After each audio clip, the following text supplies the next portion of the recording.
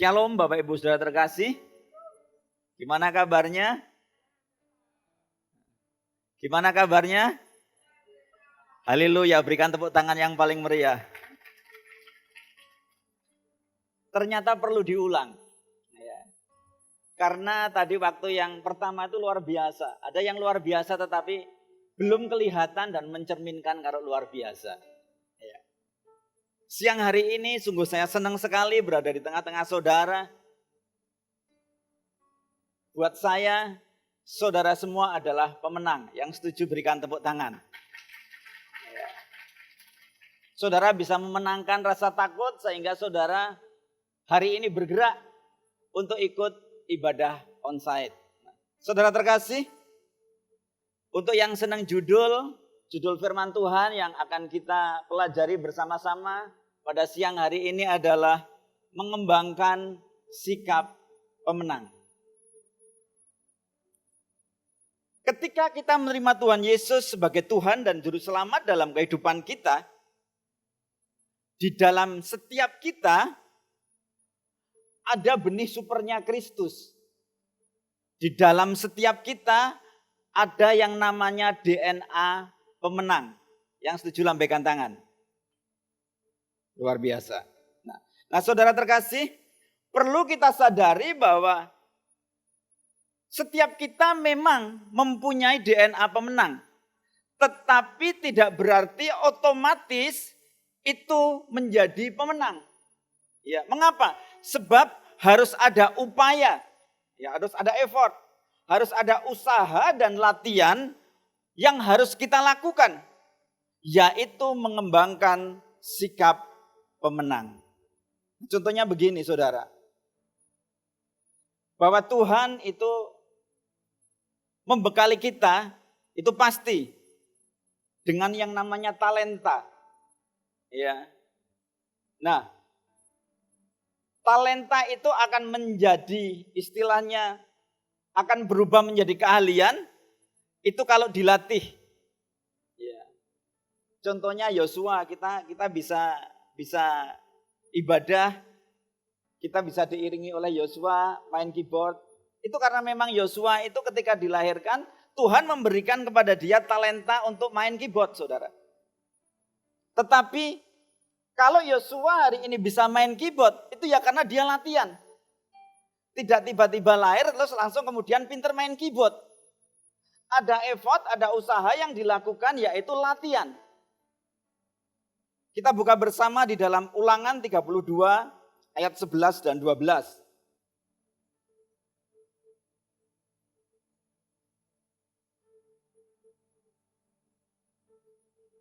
Ulangan 32 ayat 11 dan 12. Sambil menunggu saya akan bacakan. Laksamana, Raja Wali menggoyang bangkitkan isi sarangnya. Melayang-layang di atas anak-anaknya, mengembangkan sayapnya, menampung seekor dan mendukung di atas kepaknya. Demikianlah Tuhan sendiri menuntun dia. Dan tidak ada Allah asing menyertai dia. Nah, saudara terkasih, induk Raja Wali tahu bahwa anaknya itu memiliki yang namanya potensi atau kemampuan seperti yang dia miliki. Yaitu mampu terbang tinggi bahkan mengatasi badai. Nah, saudara, permasalahannya yang ada bahwa anak Raja Wali belum tentu tahu bahwa dia bisa terbang tinggi bahkan mengatasi badai. Untuk itu induk Raja Wali melatih dia. Ya, dia jadi mentor. Jadi orang tua sekaligus mentor. Melatih anak Raja Wali untuk terbang tinggi. Itulah sebabnya ketika tiba waktunya, tiba saatnya, yang dilakukan oleh induk Raja Wali adalah menggoyang bangkitkan sarangnya. Ya, mengusir anaknya dari zona nyaman. Dari sarangnya yang nyaman. Nah, tentu saja apa kemudian dia terjatuh dari tempat yang tinggi. Supaya apa? Supaya mati? Tidak. Karena saat itulah induk Raja Wali sedang melatih anaknya untuk belajar terbang. Saya percaya Raja Wali kecil itu dia melayang jatuh karena dia tidak tahu apa yang dia lakukan. Tetapi lihat bahwa induk Raja Wali tidak pernah meninggalkan dia. Dia selalu mengamati, mengawasi. Dan ketika anak Raja Wali itu mau jatuh, induknya maka akan menatangnya dia dan membawa terbang tinggi. Kita bisa belajar.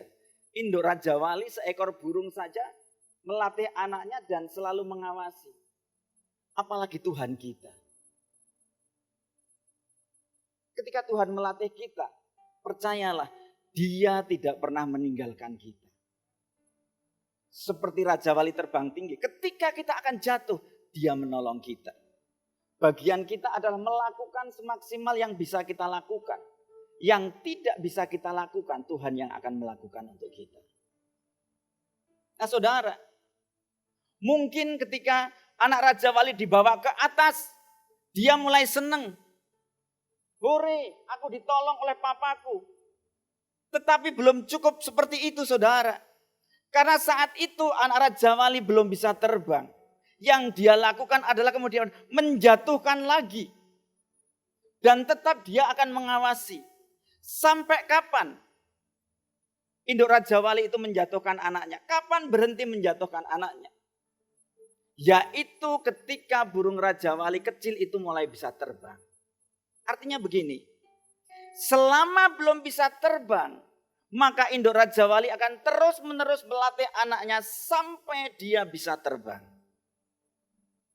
Sampai akhirnya anak Raja Wali itu bisa terbang tinggi dan mengatasi badai sesuai dengan potensi yang dimiliki oleh dia. Demikian pula dalam kehidupan kita sehari-hari saudara. Yang namanya ujian dan pencobaan itu tidak akan pernah berhenti. Sebab life is a process. Hidup adalah proses. Hidup adalah latihan. Supaya kita bisa sampai kepada destiny kita. Yaitu apa? Menjadi pemenang. Kita nggak perlu takut dan khawatir. Sebab ada Tuhan yang selalu siap menolong kita. Kita nggak perlu takut dan khawatir sebab Tuhan tahu kapasitas dan kemampuan kita. Kita nggak perlu takut dan khawatir sebab tidak ada ujian dan permasalahan yang melebihi kekuatan kita.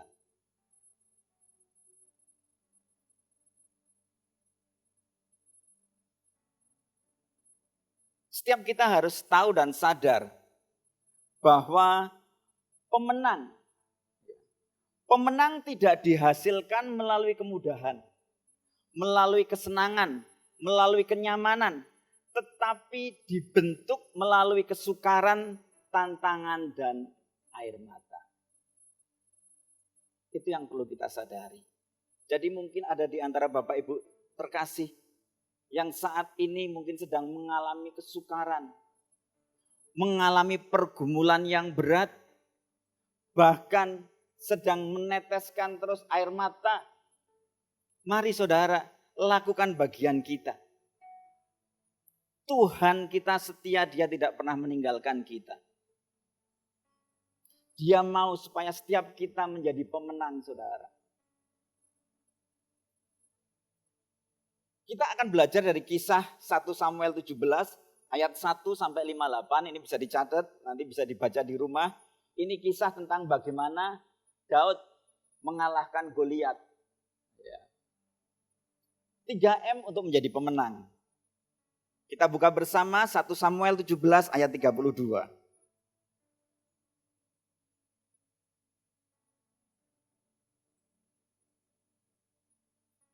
Berkatalah Daud kepada Saul, janganlah seorang menjadi tawar hati karena dia. Nah, tawar hati itu artinya takut, khawatir. Jadi janganlah seorang menjadi takut, janganlah seorang menjadi khawatir karena dia. Hambamu ini akan pergi melawan orang Filistin itu. Nah saudara, apa sih yang dihadapi oleh orang Israel, tentara Israel pada waktu itu, sehingga mereka itu ketakutan? Bahkan Saul juga ketakutan. Dari sini kita belajar. M pertama yang harus dimiliki untuk kita menjadi pemenang adalah memiliki keberanian.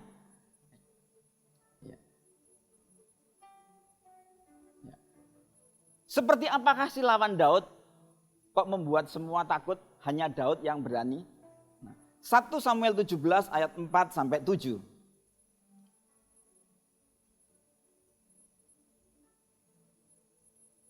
Lalu tampillah keluar seorang pendekar dari tentara orang Filistin namanya Goliat dari Gat, tingginya 6 hasta sejengkal.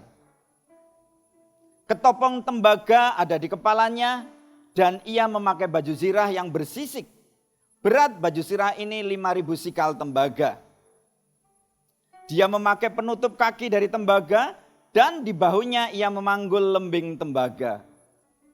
Gagang tombaknya seperti pesa tukang tenun dan mata tombaknya itu 600 sikal besi beratnya dan seorang pembawa perisai berjalan di depannya. Nah, saudara terkasih, syarat untuk menjadi seorang pemenang adalah harus memiliki keberanian. Tanpa keberanian, seseorang tidak akan pernah bertindak. Tanpa bertindak, seseorang tidak akan pernah bisa menyelesaikan dan mengalahkan masalah atau tantangan yang dihadapi. Daud adalah seorang pemberani. Dia memiliki keberanian yang luar biasa. Coba saudara, tinggi 6 hasta 1 sikal, tinggi 6 hasta sejengkal, itu sudah saya cari, saya hitung itu 293 cm. Itu tinggi sekali. Bukan lawan yang sepadan dengan Daud, tetapi Daud memiliki keberanian. Ya. Sekalipun ia hanya seorang gembala kambing domba, belum pernah berperang. Ya. Alkitab mencatat tubuhnya masih kemerah-merahan, jadi tidak sebanding dengan Goliat. Tetapi dia memiliki keberanian. Mengapa dia memiliki keberanian? Karena dia memiliki pengalaman berjalan bersama Tuhan. Nah, saudara terkasih, saya tidak tahu apa yang menjadi pergumulan saudara saat ini. Tetapi mari, saya yakin bahwa kita semua pasti sudah memiliki yang namanya pengalaman berjalan bersama Tuhan.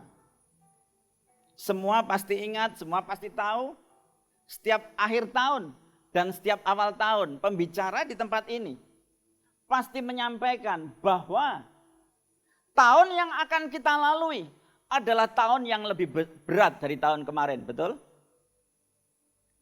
Hari ini, tanggal 8 November, berarti sudah masuk ke bulan 11. Yang menurut orang ahli ekonomi, tahunnya lebih berat dari tahun kemarin. Nyatanya kita masih hidup saat ini. Ini karena semua karena kebaikan dan perlindungan Tuhan. Yang setuju berikan tepuk tangan. Pengalaman inilah yang seharusnya membuat kita berani menghadapi apapun masalah yang terjadi dalam kehidupan kita. Jangan takut dan gentar tentang apapun. Jangan khawatir. Sebab kekhawatiran ini akan menyebabkan kita lemah, saudara. Kita bisa belajar dari Daud. Ya. Daud itu kan di dalam lembah kekelaman pun dia bisa muji Tuhan. Dia pujiannya begini. Sekalipun ku berjalan dalam lembah kekelaman, tak akan gentar ku melangkah, sebab engkau besertaku. Naikkan pujian ini bareng-bareng. Sekalipun ku berjalan dalam lembah kekelaman, tak akan gentar ku melangkah, sebab engkau besertaku. Kita berani bukan karena hebat. Kita berani karena ada Tuhan yang beserta dengan kita. 1 Samuel 17 ayat 37.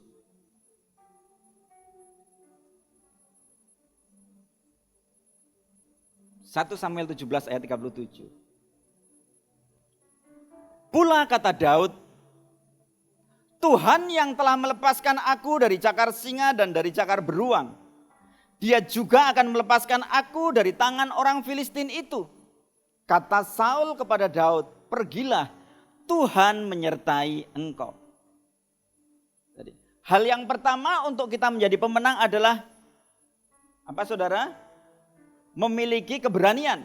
Hal yang kedua adalah memiliki pemikiran yang positif.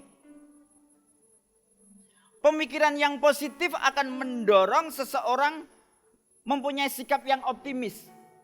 Ya, muncul sikap yang optimis. Nah, orang yang optimis akan selalu melihat kesempatan di setiap ancaman, di setiap tantangan, di setiap masalah. Ya, beda dengan orang yang pesimis. Orang yang pesimis itu bahkan melihat masalah, melihat ancaman di tengah kesempatan. Nah, Daud ini dia bagaimana dia melihat kesempatan di tengah ancaman.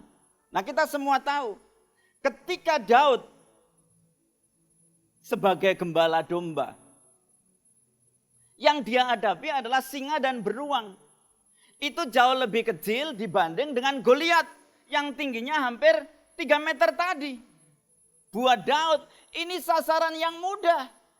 Yang kecil saja bisa aku kalahkan. Apalagi yang besar seperti ini, aku pasti bisa. Ini cara berpikirnya Daud.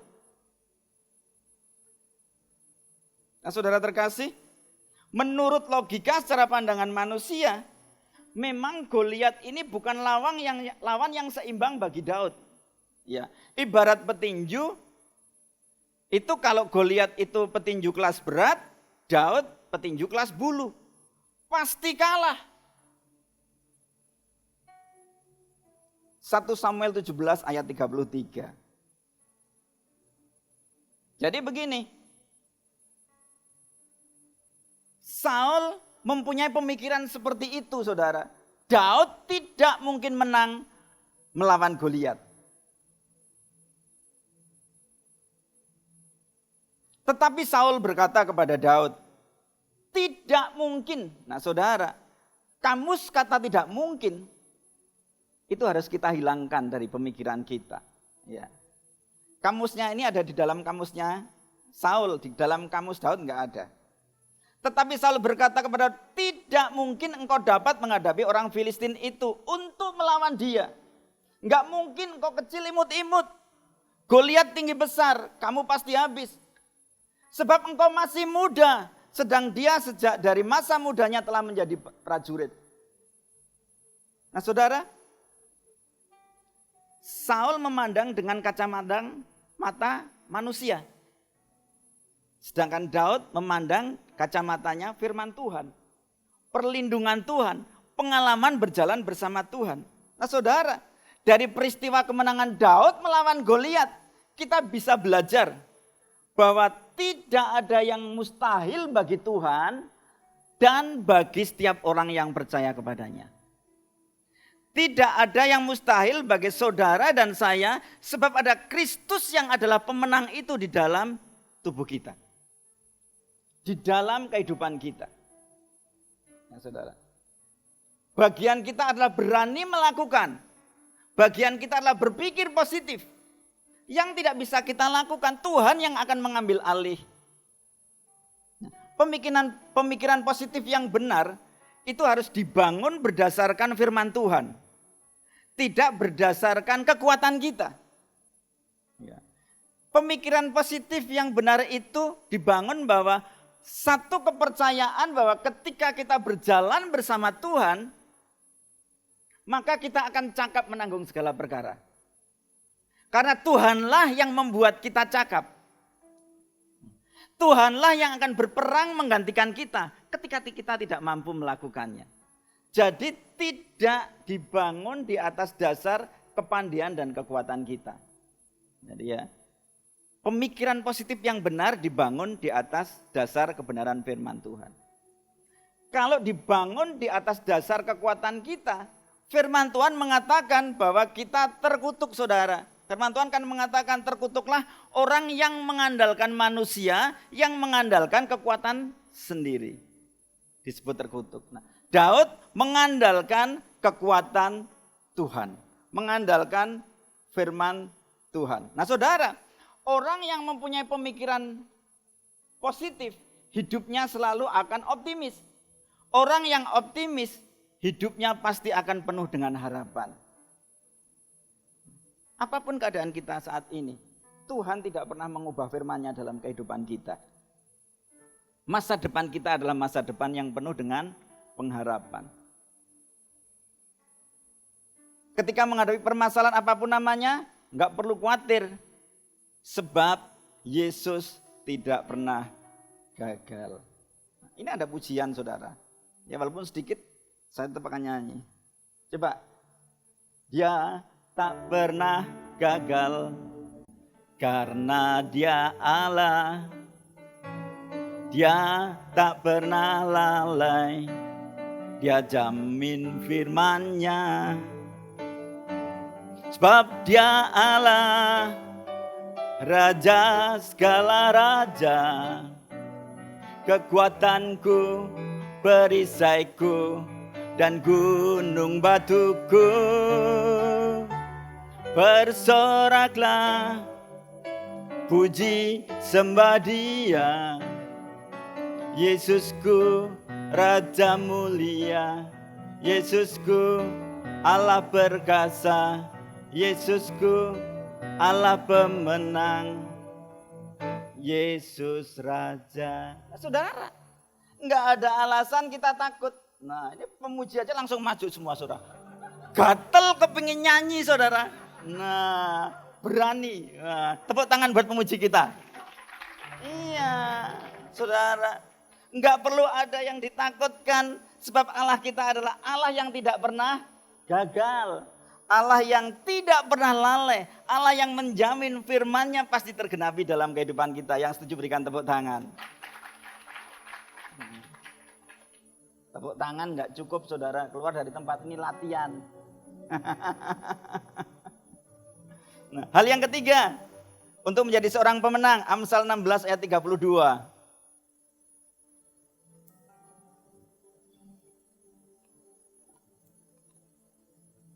Orang yang sabar melebihi seorang pahlawan. Orang yang menguasai dirinya melebihi orang yang merebut kota. Nah, hal yang ketiga untuk menjadi pemenang itu harus memiliki kesabaran dan penguasaan diri. Nah, saudara, Daud ini memiliki kesabaran yang luar biasa. Daud tidak marah kepada Eliab, kakaknya yang menyebut dia jahat. Daud juga tidak marah ketika Saul meremehkan dia. Saudara, istilah dunia Daud dipandang sebelah mata. Mungkin pandang sebelah mata itu seperti ini. Daud dipandang sebelah mata. Buktinya apa, Pak? Ini, saudara. 1 Samuel 17 ayat 33. Yang tadi saya bacakan. Tetapi Saul berkata kepada Daud, gak mungkin kau dapat menghadapi orang Filistin itu untuk melawan dia. Saudara, dilecehkan, diremehkan, saudara. Sebab engkau masih muda. Sedang dia sejak dari masa mudanya telah menjadi prajurit. Sekalipun diremehkan, sekalipun dilecehkan, Daud tidak marah. Daud sabar, memiliki kesabaran yang luar biasa. Coba, saudara. Saya membayangkan, saudara. Saya membayangkan. Kalau saat itu Daudnya saya. Nggak mungkin kamu cilik kayak gini menang. Ya sudah nggak percaya, saya pulang aja. Daud nggak seperti itu, saudara. Nah, ini dari Saul. Saul kan baru aja kenal. Dan yang luar biasa, kakaknya saja itu membuli dia. Jadi saudara jangan menyerah kalau orang yang paling dekat dengan saudara itu rasanya mengganggu saudara untuk saudara maju. Itu biasa sejak dari dulu, saudara. 1 Samuel 17 ayat 28. Bagaimana Daud disalah mengerti oleh kakaknya. Ketika Eliab kakaknya yang tertua mendengar perkataan Daud kepada orang-orang itu, perkataan bahwa saya akan maju melawan Goliat. Bangkitlah amarah Eliab kepada Daud sambil berkata, ini salah mengerti, makanya seperti ini saudara. Ini juga meremehkan sekali. Mengapa engkau datang?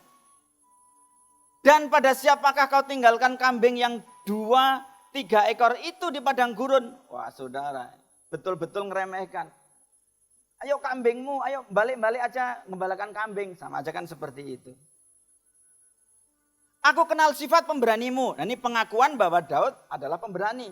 Tetapi habis diangkat, dibanting saudara. Dan kejahatan hatimu. Jadi hati-hati kalau saudara habis diangkat, kemudian saudara dibanting, gak usah marah. Daud sudah pernah merasakan diangkat oleh Eliab, kemudian dibanting saudara. Engkau datang kemari dengan maksud melihat pertempuran. Tapi lihat, Daud tidak marah. Kalau Daud marah, Daud pasti sudah pulang saudara. Jadi begini, untuk menjadi seorang pemenang kehidupan itu dibutuhkan yang namanya kesabaran dan penguasaan diri. Sebab proses yang harus kita lalui itu panjang. Kadangkala ditolak, kadangkala disalah mengerti, bahkan diremehkan. Ya. Kadangkala juga kita mengalami kegagalan, tapi jangan pernah menyerah ketika kita gagal. Sebab gagal itu adalah sukses yang tertunda. Gagal itu adalah kesempatan untuk memulai yang baru dengan cara yang baru. Yang setuju berikan tepuk tangan.